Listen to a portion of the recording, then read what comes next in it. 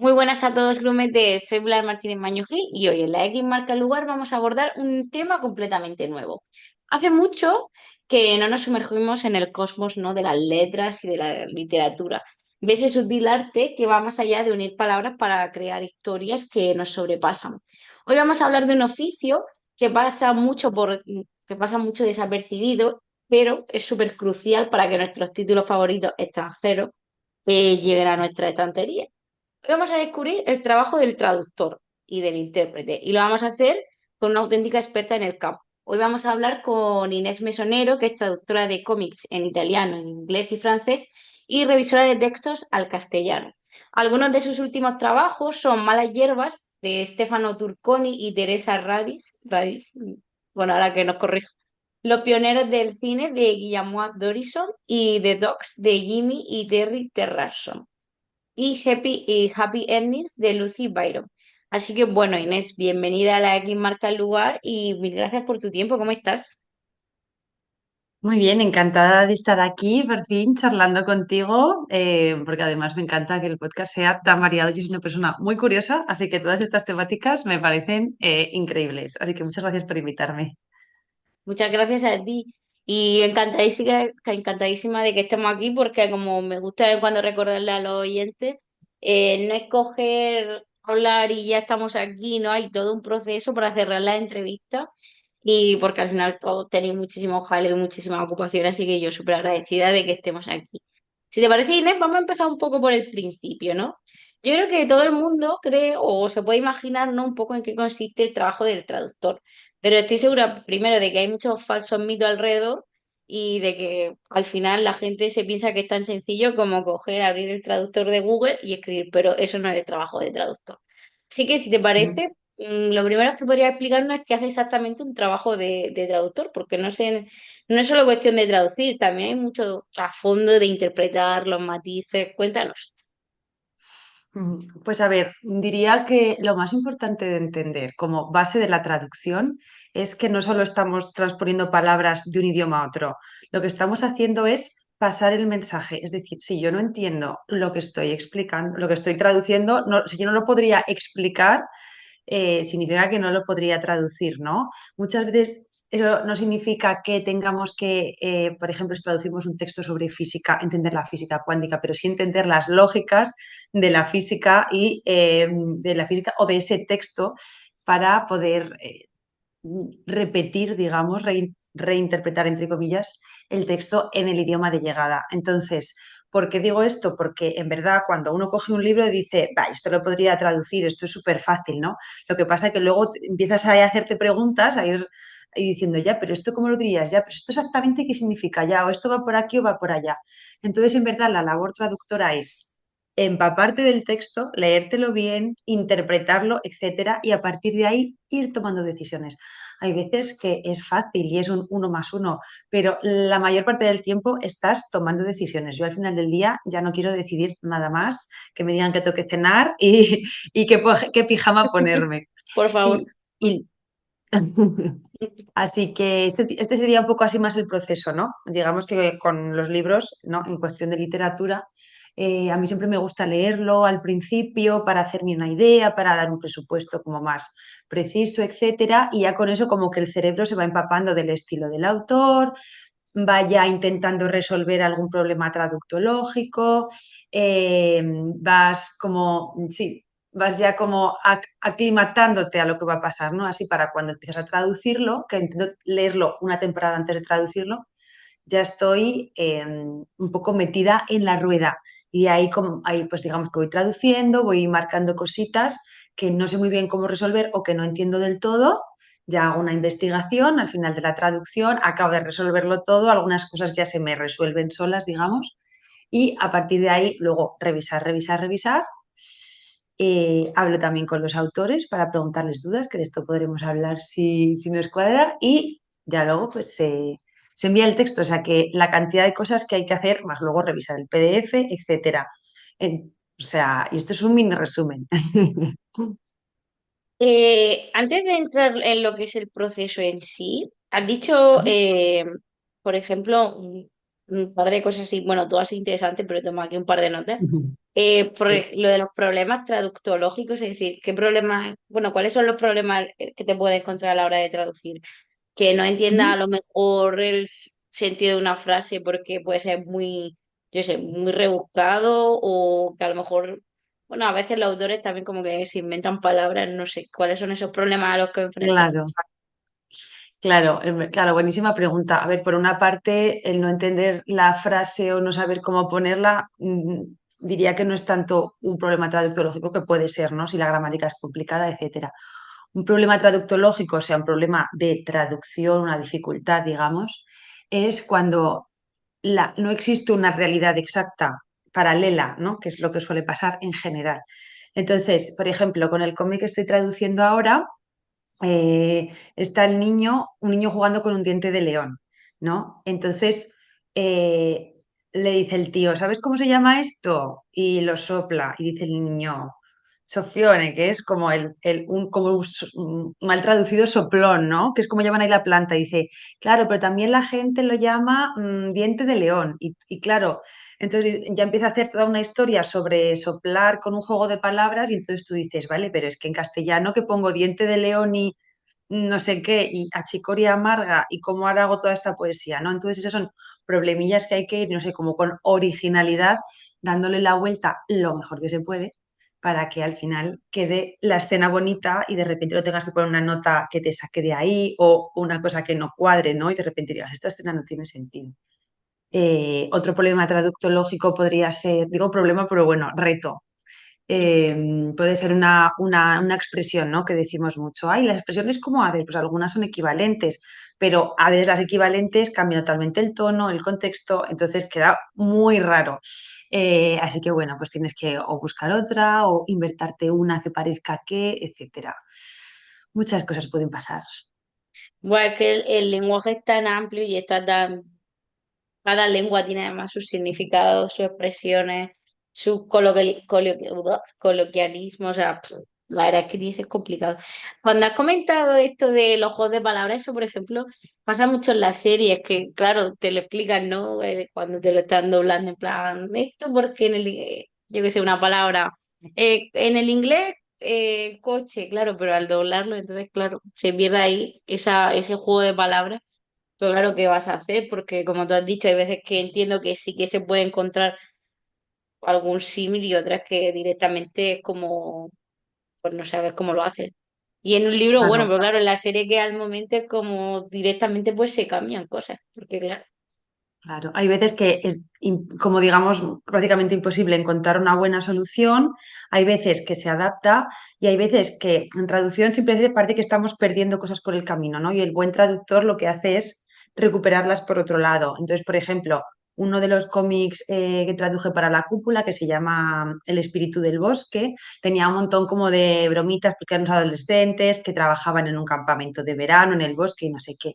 Y de repente vi una escena en la que había un chaval que se iba a cagar al bosque y no tenía papel higiénico. Entonces, como que volvía a la hoguera por la noche, estaban todos contando historias de miedo y le decía el otro, no, y le dice el chico que ha ido a cagar al guitarrista, oye, pero si aquí no hay nadie, ¿dónde se han ido todos? Que son unos miedicas, ¿no? Y le dice el otro, todos se han ido, pero tú hueles a cagao, ¿no? O algo así. Y yo dije, hombre, aquí está el momento perfecto para decir, no, oye, ¿dónde están todos? Son unos cagaos. Le dice, no, no, el cagado eres tú. ah, claro. Entonces, claro, entonces total. O por ejemplo, un excelente juego de palabras en traducción es el anime de Dragones y mazmorras, ¿no? Ay, Que en qué el título fantasía. original era como sopa eh,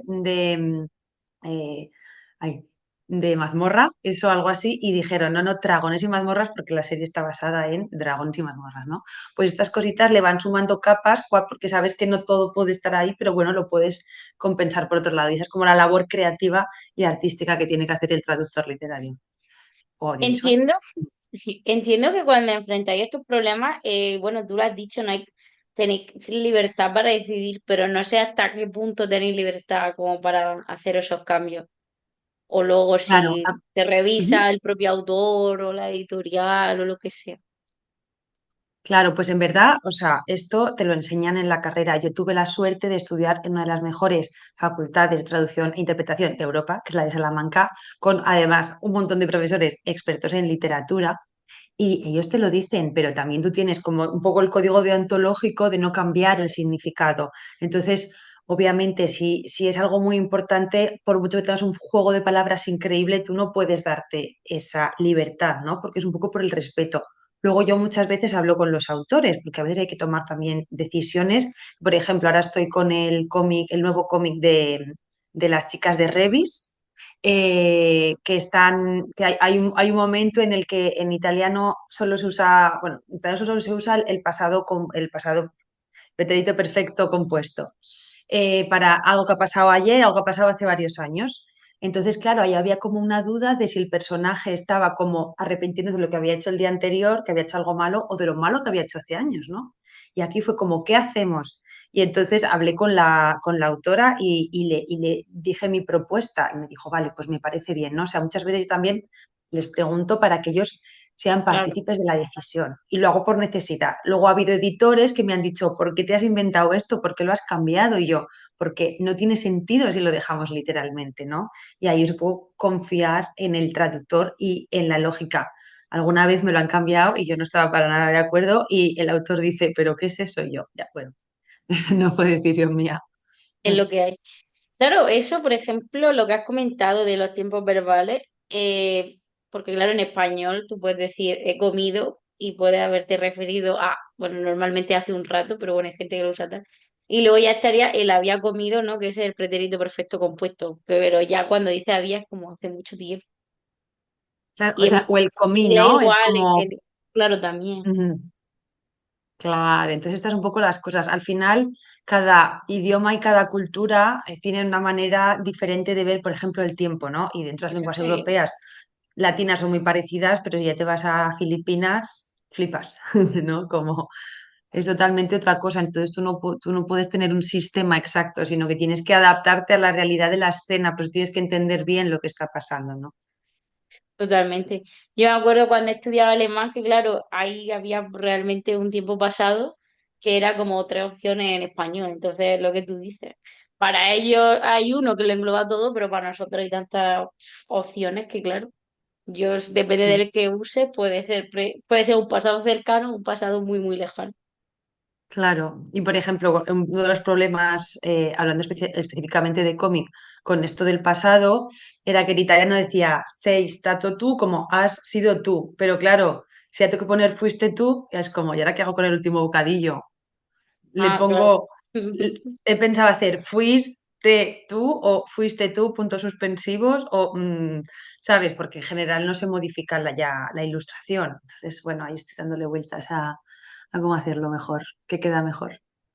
Claro, porque en el cómic, la traducción, que es la última fase, o sea, ya está dibujado. Ujú.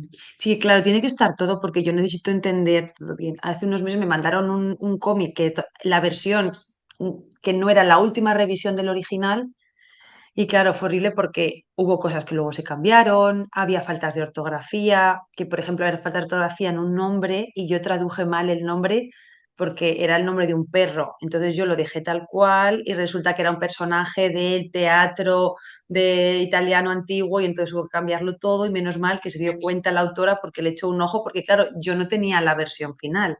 Entonces lo ideal es que sea lo final, final, final, porque al final también estamos leyendo las imágenes, o sea, que si falta el color, faltan las miradas, o sea, estás leyendo algo incompleto, entonces lo ideal es que esté terminadísimo. Ujú. Claro, pero luego, por ejemplo, como tú dices, te sobra un bocadillo y hay que hacer, se retoca la imagen o tú te apañas para Es rellenar otro. raro, ¿eh? Es raro que sobre, me refiero. Esto es como porque ahí como que era un personaje como tenebroso y entonces lo iba separando. Normalmente lo que tienes que hacer es tú lingüísticamente ingeniártelas, al igual que cuando te falta espacio, tienes que resumir. Por ejemplo, con el inglés, cuando se traduce del inglés al castellano, el texto aumenta un 20% más o menos, por cómo está hecha la lengua, ¿no? Entonces, hubo un cómic muy complicado que tuve que traducir, que era una adaptación de una obra de Víctor Hugo, que es El hombre que ríe, que es la novela que inspiró el personaje del Joker, súper bonita, súper interesante. Y claro, era muy densa porque es Víctor Hugo y también el lenguaje, yo intenté seguir un poco el de la novela, pero de repente no me entraba, entonces tenía que hacer una labor de síntesis, de quitar información, pero no cualquiera, ¿no? Entonces, a mí también era como no vamos a, o sea, no, en general no hay tanto presupuesto como para agrandar, empequeñecer, etcétera. Así que es tu labor lingüística adaptarte. Tampoco lo puedes poner más pequeñito por la letra, porque es como si susurraran, ¿no? Muchas cosas. Claro, porque además no es lo mismo traducir una novela, ahí entiendo como que tienen más margen, en plan, tiene ahí páginas y páginas de Word, ¿no? Que Ujú. traducir un cómic, que como tiene este formato y además el cómic, como hemos visto que hemos tenido varias entrevistas sobre el cómic tiene además su propio lenguaje, que tiene Ujú. una regla y no te puede salir porque entonces ya no es un cómic, es otra cosa. Claro, total. Un poco la diferencia eso, con una novela es que, bueno, pues la novela va a tener a veces frases mucho más enrevesadas porque al final hay mucha narración, ¿no? Que el cómic, sin embargo, es mucho más Demasiado. oral. Pero, por ejemplo, con la novela, al final, al ser todo frases y párrafos, o sea, lo que tú dices, no tienes como un límite, entonces es como que fluye mucho más y puedes ir, pu, pu, pu. En Sánchez el cómic Castilla. tienes que estar pensando por bloquecitos y viendo que los bloquecitos cuadren, etcétera. Y luego además con el cómic necesitas tener una gran capacidad de crear diferentes personajes a nivel oral, porque como todo el rato son conversaciones, es muy fácil que todo el rato suene igual y tienes que crear un montón de personajes en, en historias diferentes, ¿no? Eh, Así que sí, diría que estas son como las mayores diferencias. Mm. ¿Y cuáles son las diferencias entre traducción e interpretación, ¿no? Porque normalmente, bueno, ahora creo que está cambiando un poco, pero no, generalmente la carrera es traducción e interpretación, ¿no? De lo que sea. Ujú. Ah, yo que esté cambiando, la verdad que no sé, por ahora no tengo así, bueno, está cambiando por toda la IA y porque la vida cambia, ¿no? Pero en general las carreras son de traducción e interpretación y siempre que, bueno, yo di unos talleres en institutos de traducción de cómic para los chavales, pues eso, para Guay. que jueguen un poco con la parte artística, para que trabajen idiomas, para que vean otras soluciones, otras salidas que puede tener eso, el estudio de idiomas y cómo es divertido viajar y tal, ¿no? Y hay una parte que también les explico eso, ¿no? Y entonces les digo, ¿qué creéis que es cada cosa? Y me suelen decir, pues traducir es ir a lo literal, e interpretar es darle un sentido, no sé qué, ta, ta, ta. Y al final es un poco contraproducente haber puesto ese término a la interpretación, porque simplemente traducir es pasar el mensaje de una lengua a otra a nivel escrito, o sea, por medio escrito, y la interpretación es hacer lo mismo por medio oral. Ah. Lo que pasa es que hay una gran diferencia, obviamente, cuando tú estás traduciendo en cualquier sitio con tu ordenador, con un cuaderno, etcétera, tienes tiempo para reflexionar y le puedes dar más vueltas. Con la interpretación, uno tienes que sintetizar porque o es en simultánea, en tiempo real, o estás tomando notas que luego tienes que reproducir, pero aún así tienes que mantener el significado, que además es muy fácil patinar y decir cualquier burrada o repetir cosas, o etcétera, o sea, a veces o sea, la cosa del teléfono es cacharrado, ¿no? Pero o sea, tienes que estar súper, súper, súper atento. Entonces, bueno, digamos que estas son las dos diferencias. Ahora bien, no se puede estudiar interpretación sin estudiar traducción, porque la traductología, ¿no? Es esa ciencia que estudia esas dinámicas de reelaboración del mensaje, de comprensión del mensaje, etcétera. Y una vez que ya controlas eso, pues ya te puedes poner a practicar en cabina con el micrófono, etcétera, escuchando por una oreja, hablando por la otra, o eso, llenando cuadernillos de notas. Ujú. Madre mía, Andrau, yo siempre pienso, bueno, cuando sale en un programa de televisión o el típico, ¿cómo se llama? Ay, se me dio el nombre. Yo que sé, algún congreso, en plan, ¿no? Lo de los intérpretes simultáneos es como me explota la cabeza y digo, madre Ujú. mía, qué capacidad. Y como tú dices, una palabra puedes liarla muchísimo. Sí, sí, o sea, te podría contar mil anécdotas, pero eso daría para otro podcast. Y bueno, aparte de por los idiomas no que se manejan, que en tu caso son el italiano, el inglés y el francés. Bueno, también hemos visto, ¿no? Que estarían los traductores de cómics y luego los traductores de novelas. O, bueno, no sé, ¿hay alguna otra clasificación más, alguna especialidad más dentro del oficio? En verdad, hombre, la literaria en sí está ahí, luego también el audiovisual y el cómic están bastante relacionados, porque también, pues eso, tienes que relacionar la imagen con lo escrito, aunque luego se doble, aunque luego el actor o la actriz esté interpretando ese guión, que esto los chavales de instituto se lían, dicen, no, pero los actores están interpretando y yo, bueno, está interpretando un papel, pero ellos no están interpretando el Ah, del claro. inglés, ¿no? Ellos le dan ya Y el ahí, guión. ahí ya se quedan liadísimos. Entonces, bueno, pues eso, el tener que crear un lenguaje que se va a reproducir relacionado con la imagen o tener que hacerlo con los subtítulos, pues sí está bastante relacionado. Y bueno, más allá de toda la parte de novela, cómic, audiovisual o poesía o lo que sea, que esta es la parte más artística, ¿no? Luego hay traducciones de mil tipos, porque en verdad casi todo se traduce. Tenemos toda la parte de comercio que también se adapta a nivel un poco de crear gancho, ¿no? Como cuando la gente se pueden Mm. traducir anuncios de McDonald's, pero en general se adaptan, ¿no? Eso se llama localizar. Porque también al final estás como, ahí sí que estás retocando más porque lo importante no es lo original, sino el objetivo que se quiere conseguir, ¿no? Y ahí es muy a nivel cultural. Luego está toda la parte de traducción técnica, pues todo lo que pueden ser, yo qué sé, artículos científicos, Guay. manuales de coches, de máquinas de coser, etcétera. Luego tienes toda la parte de la médica, tienes la jurídica, que eso es un berenjenal porque está fatal escrita y es súper pomposa, inútilmente pomposa, y entonces hay que entenderla, pero respetar ese estilo muy enrevesado y etcétera, ¿no? Entonces, la verdad que sí, luego hay campos que se pueden interrelacionar, pero en verdad es muy, muy extenso ese mundo. Mm. Por ejemplo, para el tema este de científico, judicial, bueno, o también para lo tuyo, ¿qué hacéis? ¿Eso tienes como asignatura ya más específica en la carrera o son Sí. másteres? Sí, depende, o sea, depende un poco de cómo la facultad haya organizado el programa educativo, pero sí, yo tuve mi asignatura de traducción jurídica, económica, técnica, etcétera. Y luego, por ejemplo, en general, traducción e interpretación, siempre te meten algunas asignaturas de interpretación, pero luego en tercero o cuarto eliges el itinerario, ¿no? Si te quieres especializar más en interpretación o en traducción. Buah, ya te tiene que gustar mucho para trabajar traduciendo ley y cosas así, madre mía.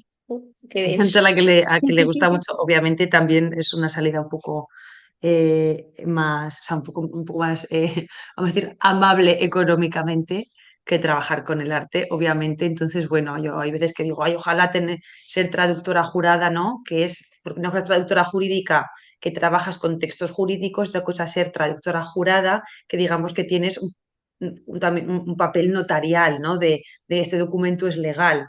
Entonces, cuando tú quieres traducir tu título universitario porque te quieres ir a trabajar a Italia, necesitas a un traductor jurado. Pues ahí, por ejemplo, se gana muy bien, pero tengo colegas que trabajan de eso y dicen, joder, ojalá traducir arte como tú y yo, ojalá ganar tu dinero, ¿no? Así que bueno, la clave es encontrar dos salidas y que se combinen. Pues sí. Entremos un poquito más en materia. ¿Cómo funciona esto de ser traductor? ¿Cómo se consiguen los trabajos? No sé, trabajas para una Ujú, editorial y ellos te dicen, mira, tienes que traducir esta obra, o hay ujú, algún catálogo en alguna plataforma, o en más ujú. rollo freelance, que contratan los autores, no sé, cómo llegáis bueno, cómo llegan las obras a ti? Vale, voy a empezar como por lo más cercano y luego te cuento un poco la historia de cómo empecé yo, que está relacionado y les puede servir a otros traductores jóvenes o noveles.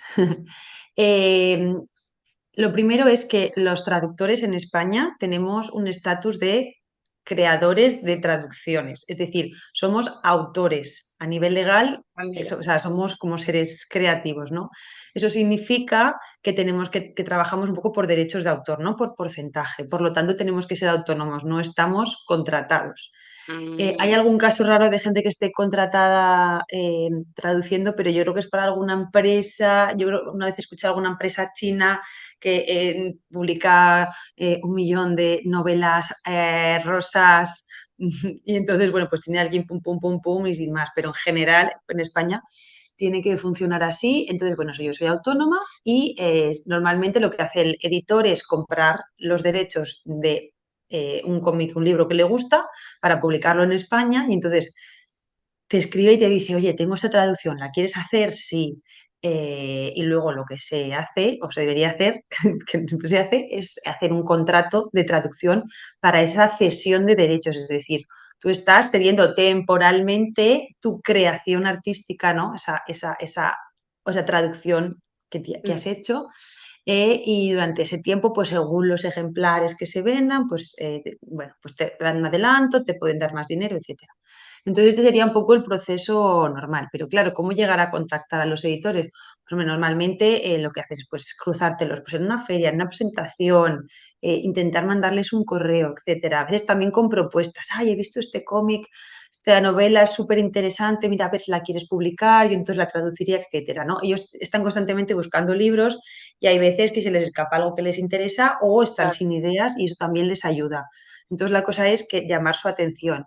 ¿Qué pasa? Que luego esto pues tiene sus complicaciones, ¿no? Porque al final también el mercado es el que es, puede ser más claro. reducido, puede ser, etcétera, ¿no? A mí lo que más me ayudó, bueno, empecé, por una parte sí que empecé proponiendo en Italia con una compañera que yo por aquel entonces vivía allí, empecé proponiendo una obra a saco y la verdad que casi nos funcionó, pero no, ¿no? Porque al final bueno, tenía unas ilustraciones que eran muy caras, etcétera, pero bueno, eso ya fue una buena vía. Si yo lo hubiera conseguido, para empezar no hubiera estado mal. Pero es muy raro que te contesten. Yo ahí tuve mucha suerte, me contestaban, muy buen texto, pero no nos lo podemos permitir. Entonces estaba un poquillo desesperada y yo sabía que estaba la Asociación Nacional de ACE Traductores, que es una sección de ACE Escritores, Asociación Colegial de Escritores.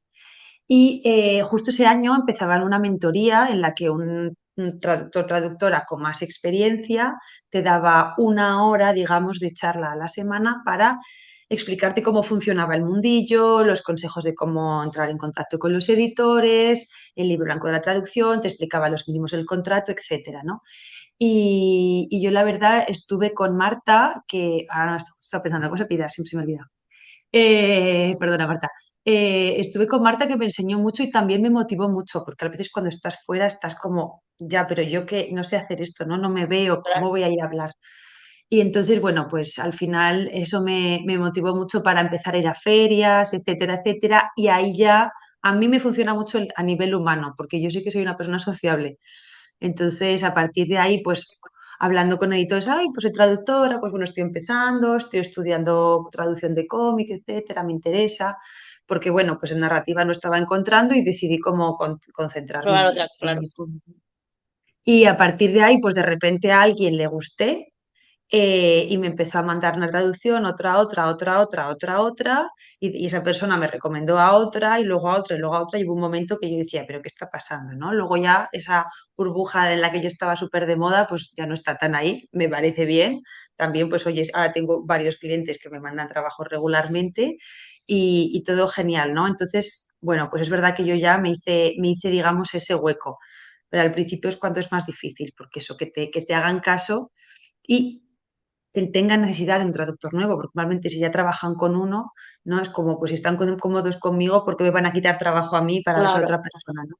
Entonces ellos van como regulando un poco como pues dividiendo, etcétera, como vean. Entonces, digamos que esto sería así lo principal.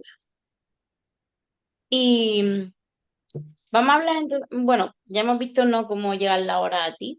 Vamos a hablar del proceso completo. Cuando ya tienes un libro Bueno, o un cómic para traducir, ¿cuál es el primer paso a seguir?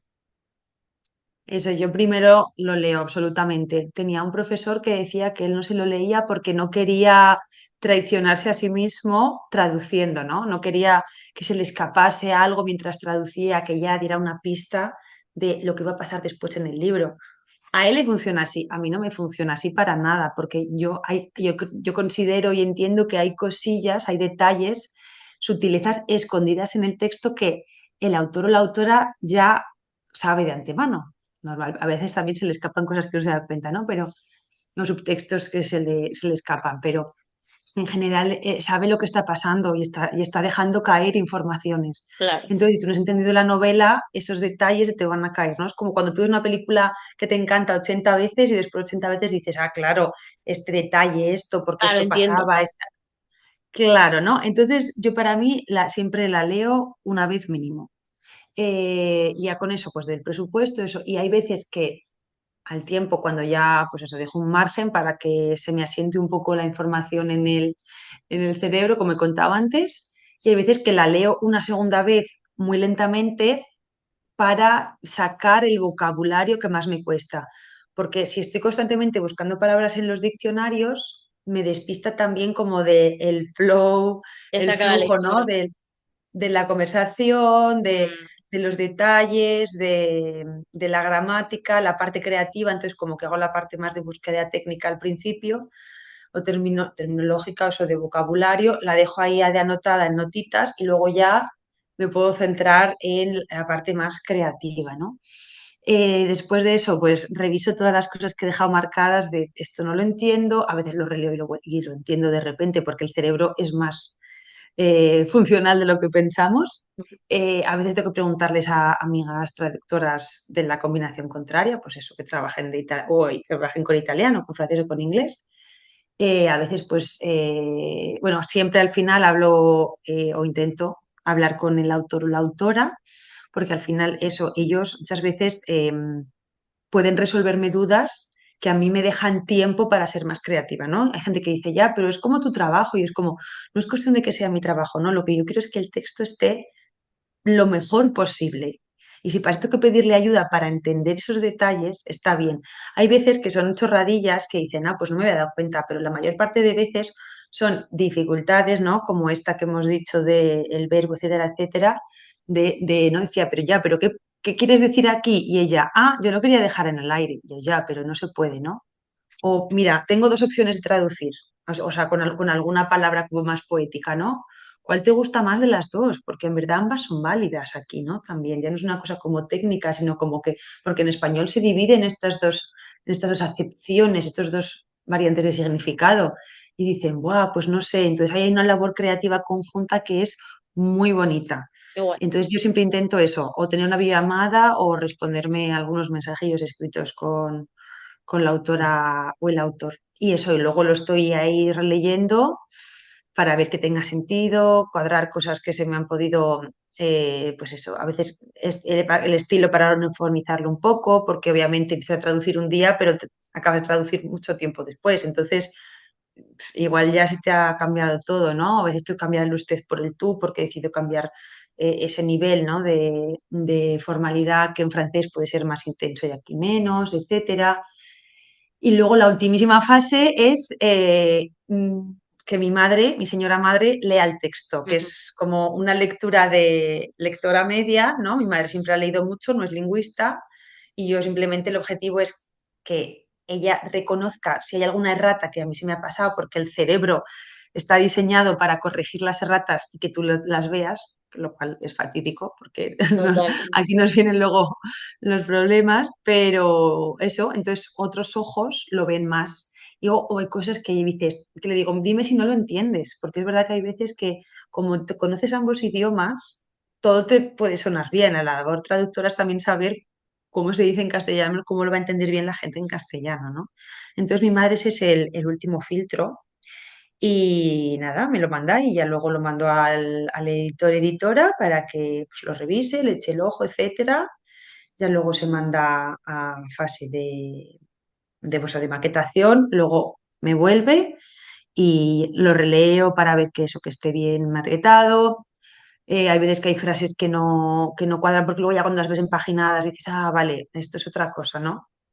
Eh, y ya está. Luego al tiempo te llega el cómic en papel, yo lo abro y digo, está mi nombre, sí, bien. Sé que va a estar, sé que lo he traducido yo, pero es muy bonito ver que estás ahí, que lo has hecho tú. Total. Claro, porque cuando tú mandas la traducción, entiendo que lo mandas en una hoja en blanco y luego cuando ellos te lo mandan maquetado ya está el texto dentro. Y claro, ahí entiendo que tú a lo mejor, como has dicho antes, puedes que hayas hecho una frase muy larga y no te quepa en el bocadillo o una frase muy También. corta y te sobre mucho espacio, ¿no? Sí, más o menos yo calculo bien, ¿eh? Como porque ya es verdad que al principio tenía que ir contando los caracteres, copiando y pegando, viendo el tamaño, etcétera. Pero luego con el tiempo me he acostumbrado a verlo un poco a ojo. También es verdad que hay veces que me he estresado muchísimo y luego va el editor y cambia la fuente y me sobra un montón de espacio. Y yo, ¿por qué me he comido tanto la Hostia, cabeza? Entonces ahora intento quedarme más o menos ahí y ya saben que si no entra, que en la maquetación me pongan una notita de esto tal y ya yo le doy una vuelta. A veces digo, si no entra, ponedlo así, etcétera. Pero bueno, en general no suele pasar.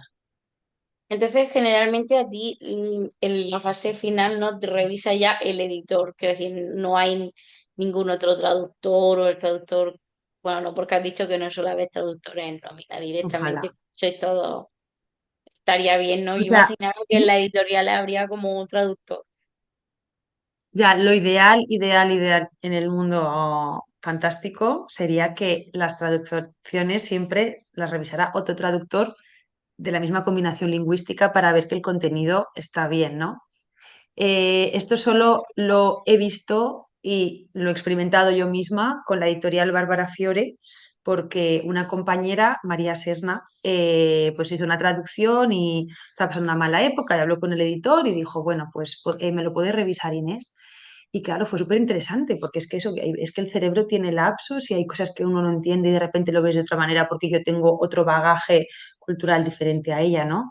Y funcionó muy bien y entonces el editor desde entonces, siempre que tiene una traducción que yo pueda revisar de mi combinación lingüística, me la envía a mí. Luego también le reviso algunos cómics, aunque son traducidos del sueco y solo reviso el castellano, pero entonces, aunque sería lo ideal, no sucede prácticamente nunca. Un poco también por tema económico, ¿no? Al final es mucha más inversión porque se tarda más tiempo, etcétera. Lo ideal sería que siempre hubiera una revisión, aún así, el Claro. segundo nivel de mundo ideal, una revisión del castellano, ¿no? Pues eso, para ver que todo se entiende, para ver que no hay erratas, en la puntuación también, etcétera. ¿Qué pasa? Que bueno, pues hay veces que sí que hay editores que tienen conocimientos lingüísticos del castellano y lo pueden revisar, hay veces que tienen que delegar en alguien, hay veces que no sucede y todo un poco recae sobre mí o tienen a un revisor que no está tan formado, pero bueno, lo tiran un poco ahí y ya está. Entonces, bueno, hay como muchas capacidades, o sea, muchas posibilidades dependiendo de la capacidad también y decisiones organizativas de la editorial.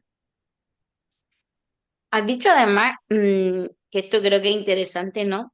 De tu misma combinación, porque claro, tú traduces del inglés, del francés y del italiano al español, al castellano, pero al revés no, o sí.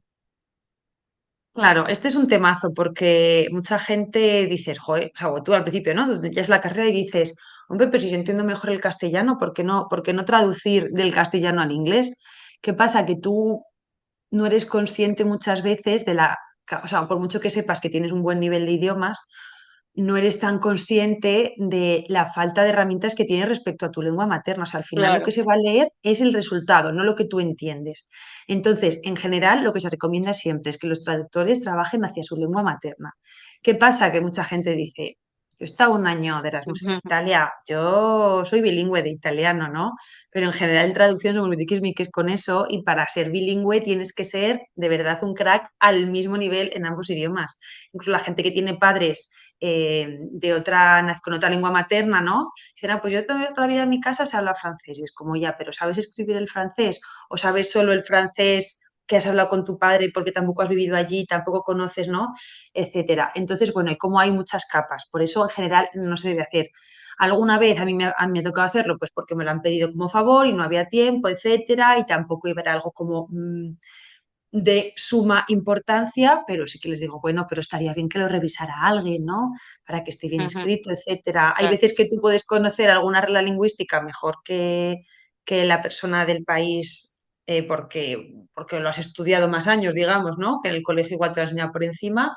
Pues eso no significa que tu nivel sea mejor, simplemente que conoces alguna regla más, ¿no? Pero esa intuición que tienes de estar constantemente hablando ese idioma y estudiando ese idioma es bastante difícil no es imposible, ¿no? Pero se necesita mucha, mucha inversión de tiempo y de energía y de vivir ambas realidades. Entonces, en general, lo ideal es no hacerlo. Yo cuando quería proponer esta obra en Italia con mi compañera, queríamos hacer la traducción juntas, lo que se llama, digamos, a cuatro manos, ¿no? Que dos traductoras.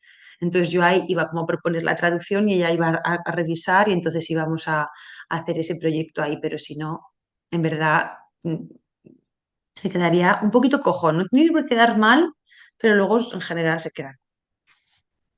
Vaya.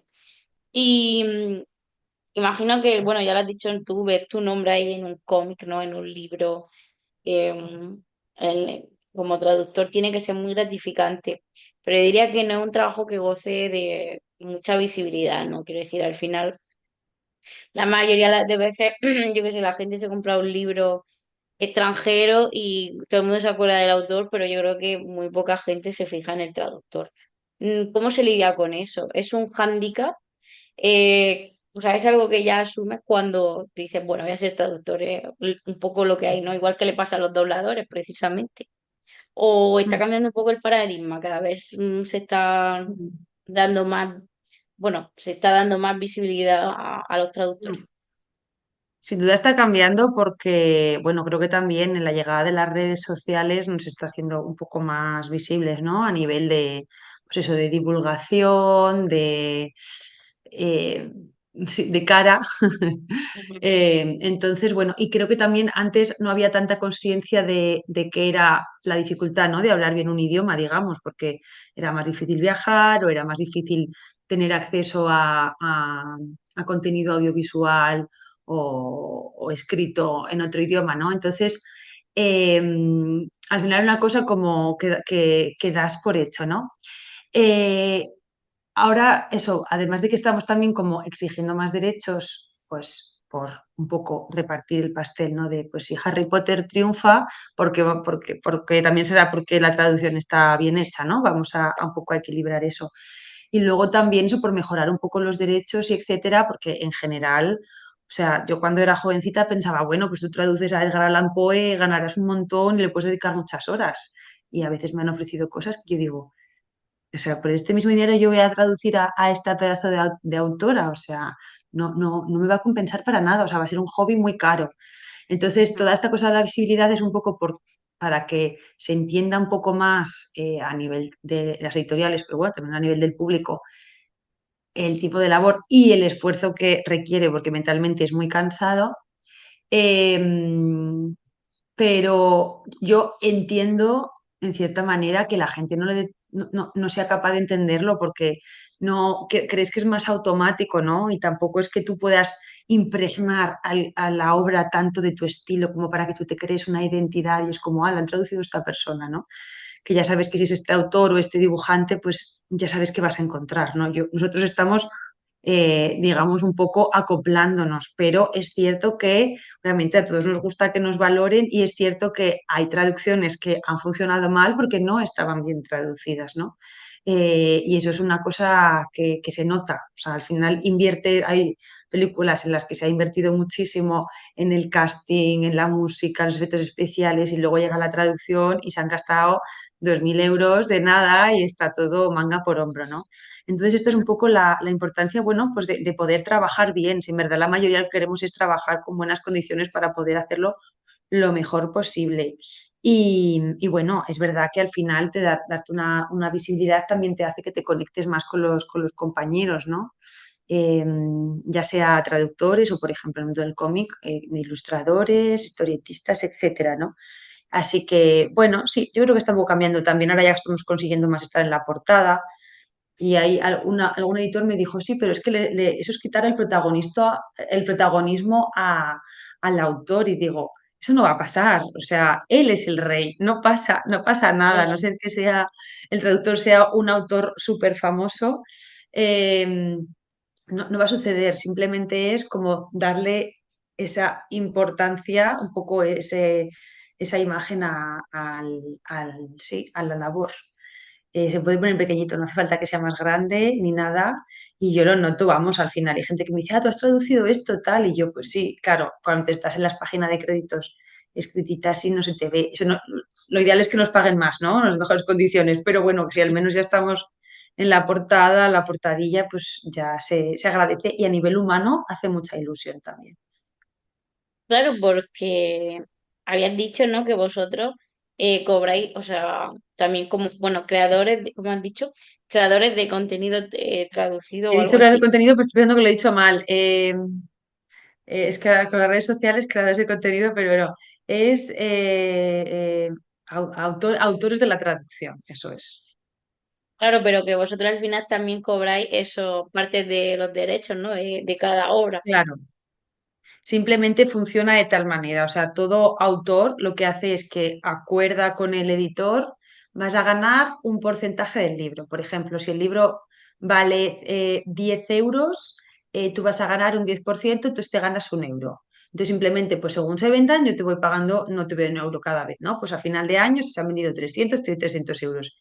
¿Qué pasa? Que muchas veces, claro, es una cosa muy arriesgada para un autor, entonces pues se trabajan hoy en un año, pues al menos que te den algo de dinero. Entonces se da lo que se llama el adelanto.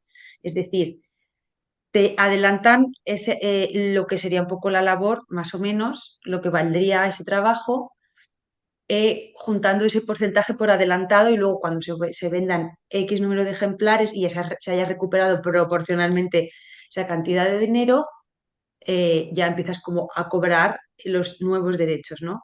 Entonces, en obras propias, pues ese adelanto pues es un poquito más bajito, proporcionalmente, obviamente es más dinero, pero no representa los meses de trabajo, ¿no? Pero en traducción sí que se nos paga, de primeras el adelanto es la labor en sí. Entonces es muy raro para un traductor llegar a las royalties, a las regalías, ¿no? A esos derechos correspondientes. Pero bueno, a veces sucede. Por eso, pues la traductora de Harry Potter va a ganar un pastizal y yo con los cómics que vendo, pues no llego, ¿no? O sea, yo el piso no me lo voy a comprar con las traducciones. Y esa es un poco la diferencia. Y la cosa que decimos de tener los contratos es simplemente que un poco legalizar, o sea, no legalizar, no formalizar ese acuerdo de, vale, si el libro va muy bien, simplemente vamos a repartirlo, ¿no? Porque aquí hemos trabajado todos, digamos. Y aunque obviamente dicen, ya, pero es que los editores nos arriesgamos. Bueno, yo también en mi día a día me estoy aquí, me refiero, ¿no? Arriesgando y poniendo mi esfuerzo y mi todo como los demás, ¿no? Así que bueno, es un tema así como delicado, pero ese sería el funcionamiento base y legal en España. Hombre, es verdad que ellos se arriesgan, ¿no? Son los que ponen el dinero, pero si no hubiese un Claro, traductor que tradujera un libro, no habría nada que vender, vaya. claro, al final es un poco la cadena, ¿no? Claro. Es decir, que vuestro trabajo es súper importante, vamos, que es crucial. Que si Mm, no, pues sí, vale, puedes tener un libro genial, pero si nadie te lo traduce, por mucho que haya gente que todavía, que yo que sé, que le guste leer en otro idioma, como lo deben las series subtituladas, si yo las quiero ver, porque está lo quiero ver original, pero la mayoría de gente consume en su propio idioma y si no fuese por los traductores, entonces es un trabajo súper ujú. importante. Sí, además es que parece una tontería, pero, o sea, digo que es arriesgado y tal, al final del día dices, bueno, no pasa nada, o sea, no, con un libro, aunque me equivoque, no se va a caer un edificio. Pero yo al principio lo pasaba muy mal, porque al final, o sea, tenía hasta casi pesadillas y mucha ansiedad de, tengo que hacerlo perfecto, porque Claro. este libro le puede cambiar la vida a alguien, ¿no? De estas veces que has leído un libro y has dicho, joe, me ha cambiado la visión de todo, ¿no? Y luego ya con el tiempo he ido relajando, porque eso era un sin vivir, ¿no?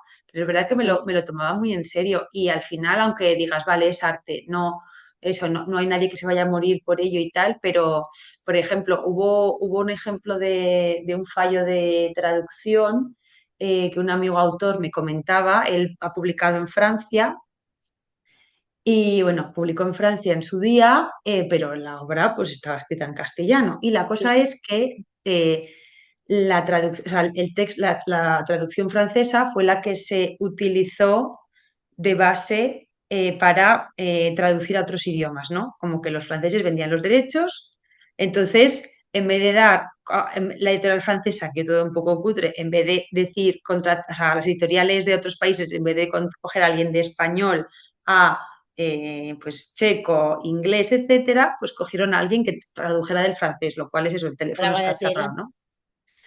Claro, total. Esto sucede más, ¿eh? Hay veces que yo lo he reconocido que me han pasado un cómic y veo y que está en francés y veo que tiene nombres italianos y yo escribo a los autores y digo, perdón, ¿la habrá escrito en francés o en italiano? Y me dice, no, en italiano y yo. pásame la versión revisada de italiano. O sea, esto no, se lo digo al editor, oye, que he cogido este texto simplemente para que lo sepas, ten cuidado con esto, etcétera, ¿no? Bueno, pues lo que le pasó a este colega fue que en su libro había una escena en la que, bueno, tiene que ver con la muerte. Entonces hay un avión Sí. que está yendo hacia el sol. Pero claro, el personaje dice, porque estoy yendo hacia el sol, porque en verdad estaba pasando del plano de la vida al plano de los muertos. Ah, Entonces, ¿qué pasa? Que en francés sol es suelo. Y al traductor se le fue la pinza, no se revisó bien, hombre, es bastante grave, o sea, para que eso se te vaya y no te des cuenta al revisarlo, tela. Bueno, pues claro, tradujo, nos estamos yendo hacia el suelo. Y es como, no tenía nada que ver porque allí no había ningún accidente de avión, el avión estaba flotando en las nubes y entonces en todos los países en los que se ha traducido este cómic ya, qué está mal. puesto, nos estamos, we're heading to the floor, y así, ¿no? Entonces, ostras, yo me quedé triste cuando me lo contó. Digo, la próxima vez me lo manda a revisar a mí antes. Entonces, bueno, los editores al final, sobre todo en el mundo del cómic, parece que como el dibujo es lo principal, se olvidan un poco del resto. No todos, y todos van aprendiendo también. O sea, yo con mis editores he hablado mucho y se ha sensibilizado, pero de verdad yo les digo que yo me lo tomo muy, muy, muy en serio. O sea, no hago esto para ganarme tres perras y paso. Así que bueno, para mí es un trabajo intenso. Mm. Entonces se podría decir, ¿no? Que hay buenas y malas traducciones, o buenos y malos traductores. Como todo, ¿no? O sea, al final hay una parte de, obviamente, esfuerzo que está ahí, luego también una parte de práctica, de la edad, etcétera, pero sí que se nota mucho al final, o sea, todos los traductores han tenido que pasar por un proceso de aprendizaje, pero bueno, es el hecho de estudiar una carrera, como en todo, te sirve para adquirir la sabiduría que se ha ido acumulando a lo largo de los años con otras personas por su experiencia. Para eso es lo que queremos estudiar, ¿no? Obviamente yo ahora ya he desarrollado muchas seguridades gracias a la práctica, pero me evito muchas cosas. Entonces hay mucha gente que sabe idiomas y se pone a traducir porque sabe idioma y hay muchas Ah, cosas eso que se le también. escapan. Y eso, bueno, pues es un poquito una pena. Pues ya es lo que digo, igual no se muere nadie. Bueno, si es una traducción de un manual de cómo operar un corazón A lo mejor sí. allá tal, pero bueno. Es que claro, es lo que decimos, se habla poco, pero es una realidad. Yo, por ejemplo, cuando iba a clase de alemán, claro, yo siempre tuve el mismo profesor que era genial, pero un año que se puso malo y vino una mujer que ella, no sé lo que había estudiado exactamente, pero no era profesora. Y claro, muchas veces nos ponía vídeos era una profesora de alemán explicando la gramática en alemán a estudiantes alemanes. Y claro, tú te lo ponías y era como, es que no lo entiendo, porque claro, no es lo mismo, igual que esto, no es lo mismo enseñar un idioma, o sea, enseñar ese idioma a un hablante de ese mismo idioma, a un hablante nativo que o sea, a una persona extranjera. O sea, es que cambia completamente y con la traducción de los textos pasa igual.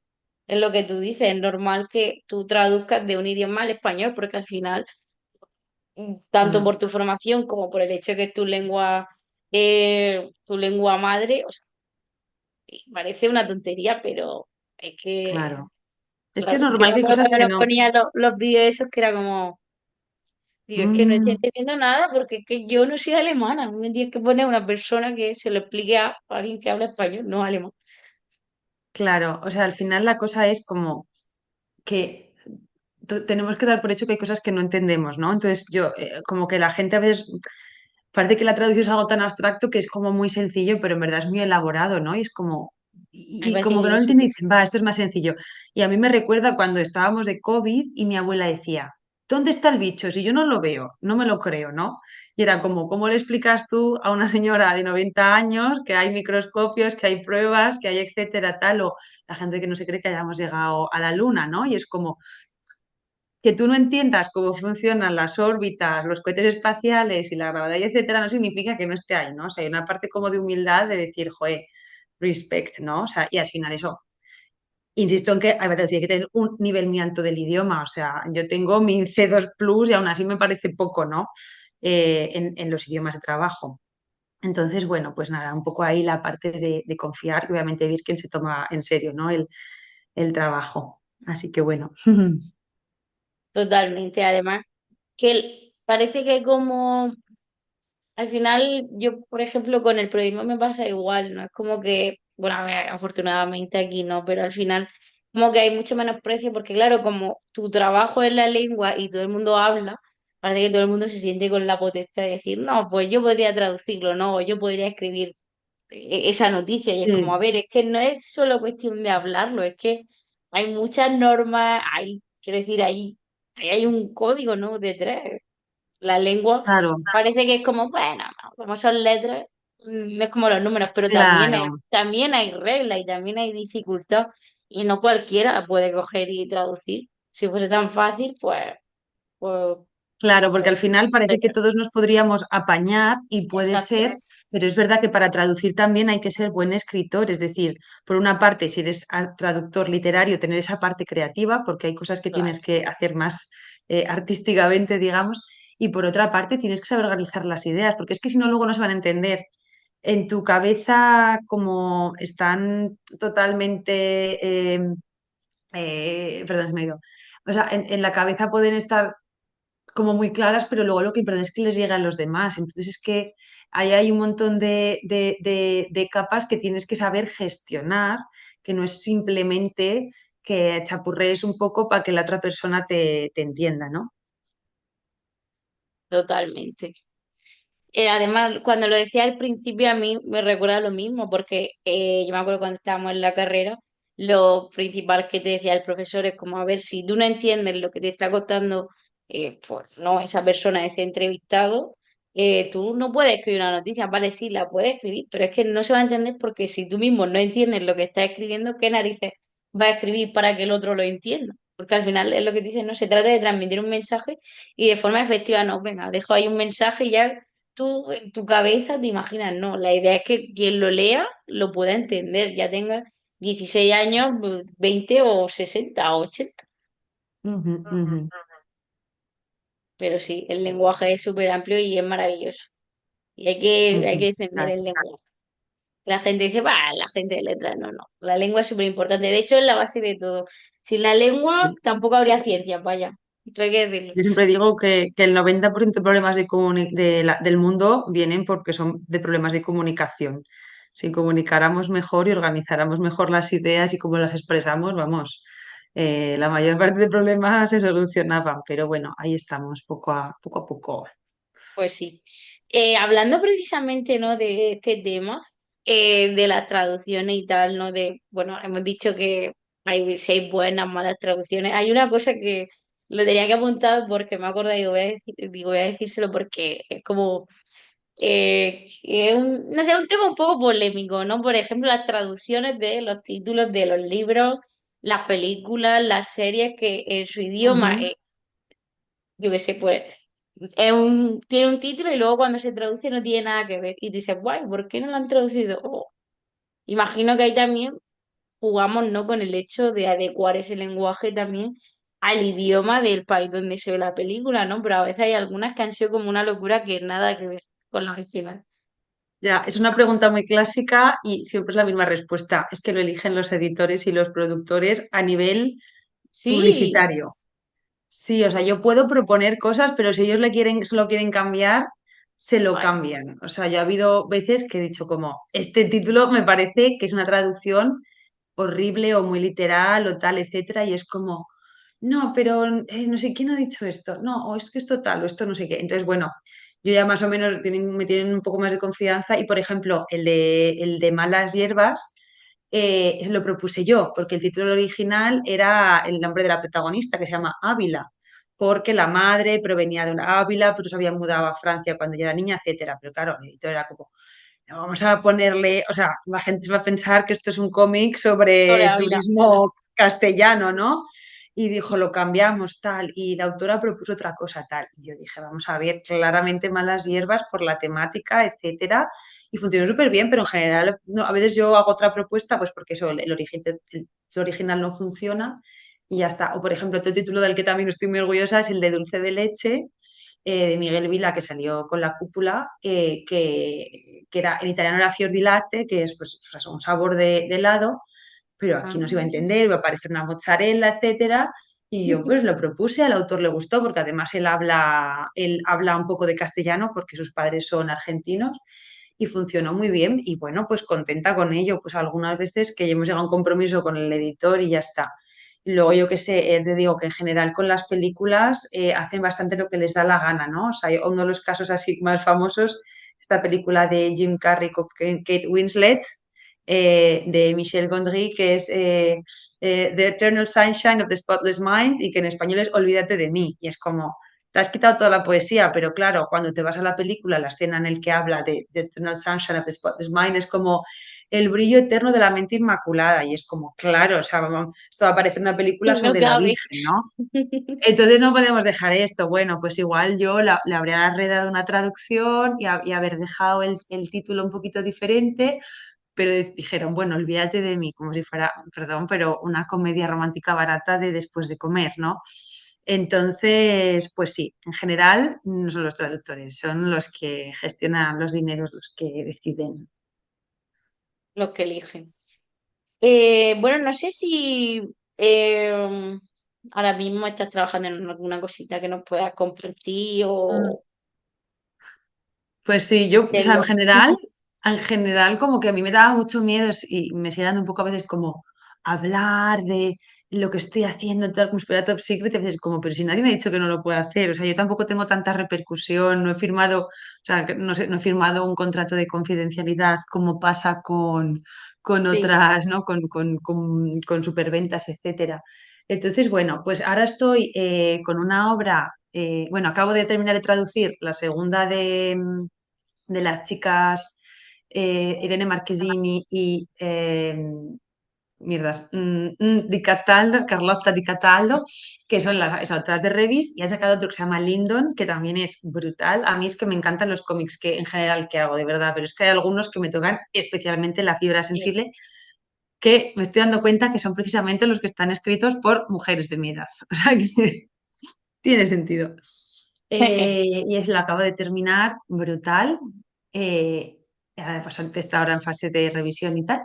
Y estoy ahora traduciendo uno que es, bueno, la traducción literal sería Donde hay más luz, que es Ay, qué un bonito. cómic. A mí me está encantando. A mí me parece bastante rollo Paco Roca. No es exactamente lo mismo, pero tiene como una sensibilidad, una manera de contar las cosas y el dibujo me recuerda bastante. Es una obra italiana de un autor que ya fue publicado en España por Liana. Este saldrá con Elephant Books. Y es un personaje muy arisco, un coleccionista de libros antiguos. eh, y que, bueno, y te va contando un poco, pues, cómo se comporta, cómo a nivel, o sea, como a nivel de negociante, de persona como miembro de su familia, etcétera, y luego te va destapando cosas de por qué es así, qué ha pasado, etcétera.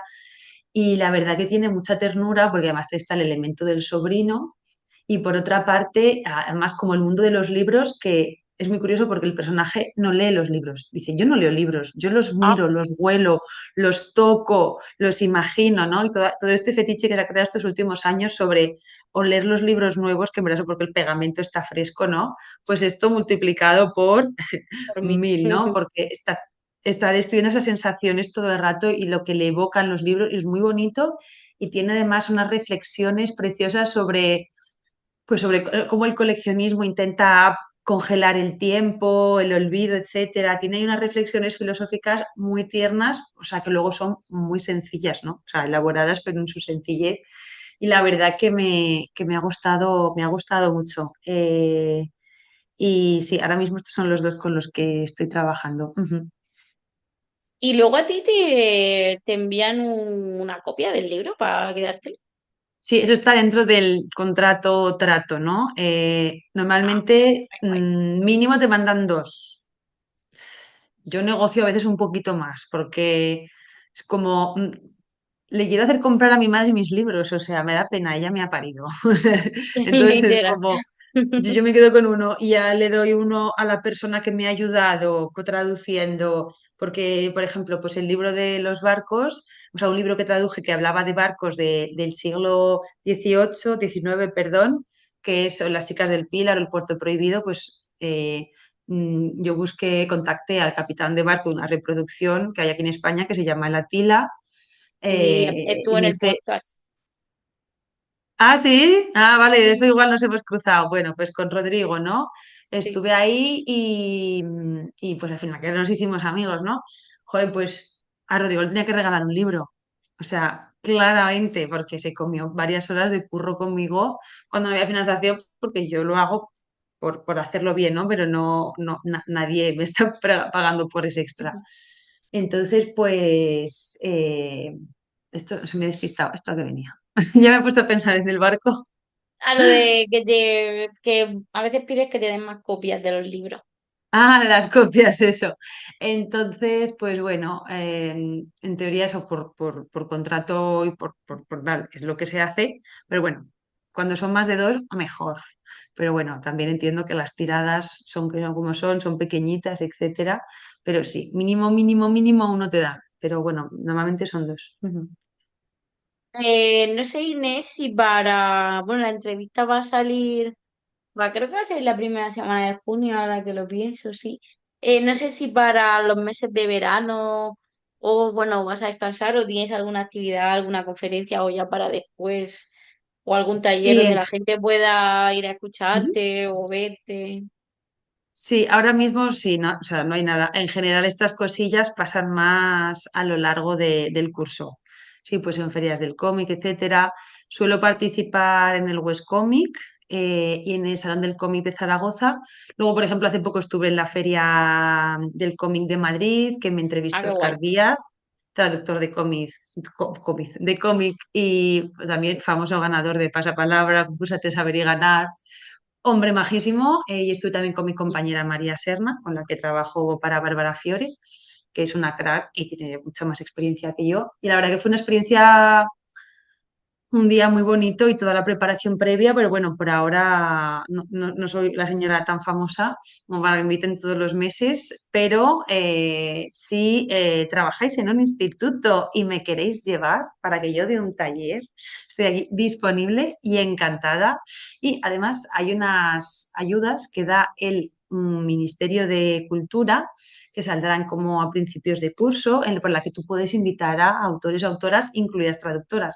Entonces, si eres profe de idiomas o de lengua y quieres trabajar, pues eso, una actividad diferente, que además sea creativa, que sea divertida, porque con el Qué taller guay. todos los chavales se acaban implicando, o sea, es una cosa increíble. A mí me encanta verlo, incluso el que ves que es más malote, más arrogante, más tal, le coges la hoja al final y ves que ha rellenado un montón de cosas, ¿no? Entonces, bueno, esa es la mejor manera de verme. Y bueno, obviamente, ahí en mi Qué guay. perfil de Instagram subo cosillas, últimamente subo menos, pero sí que solía subir reseñas sobre las traducciones que hacía. Y siempre comparto ilustradores que me gustan, obras que me gustan, etcétera. Y diría que nada, que poco más. Pues Inés, no sé si crees que hay alguna cosita sobre traducción, sobre la traducción de cómics, algo que se haya quedado en el aire antes de despedirnos. Mm, Pues no sé, una cosa que hablábamos, bueno, la hablamos, la mencioné el día de la charla en Madrid, ahí en la Feria de Matadero, es que como que muchas veces parece que eso, que la parte de traducción es como más superficial, etcétera, pero una metáfora que usé que me gusta mucho, y es que en verdad para mí los cómics son como mis hijos adoptivos, ¿no? Como que la gente dice, no te eches tantas flores si no es tu libro, y es como, vale, no lo he parido yo, pero yo lo he cuidado como si fuera mío, ¿no? Entonces, obviamente no quiero que solo se me valore por el amor que tengo a la profesión y a los libros, también por todo el trabajo y dedicación que le meto, ¿no? Pero bueno, que de verdad que no exagero, que yo también lo vivo mucho y me emociono y a veces estoy traduciendo y lloro aunque ya sepa qué pasa y me río aunque ya sepa qué pasa, etcétera. Y bueno, soy bastante concienzuda con eso, así que sí, mis hijos adoptivos son chulísimos y os lo recomiendo a todos. Bueno, eso no lo hemos dicho, no te lo he preguntado porque, bueno, ahí yo la verdad es que he pecado de, porque me imagino que así, no lo has parido, pero bueno, pasarás tus buenas horas para traducir un Sí, cómic, sí, no es, sí. no es un trabajo de una hora, ni mucho menos. No, además, pero ya te digo que es que además yo le pongo todo el alma, ¿no? No me sale hacerlo No me sale hacerlo con muchísima más distancia. Pues Inés Mesonero, traductora y revisora de textos, principalmente de cómics. Muchísimas gracias por venir a la X Marca el lugar. Ha sido súper interesante. Era un oficio que todavía no habíamos tocado y a mí me parece súper importante porque, como decimos, yo leo mucho autor extranjero y si no fuese por los traductores, pues no leería nada, porque por mucho que sepa inglés, se pierde mucho.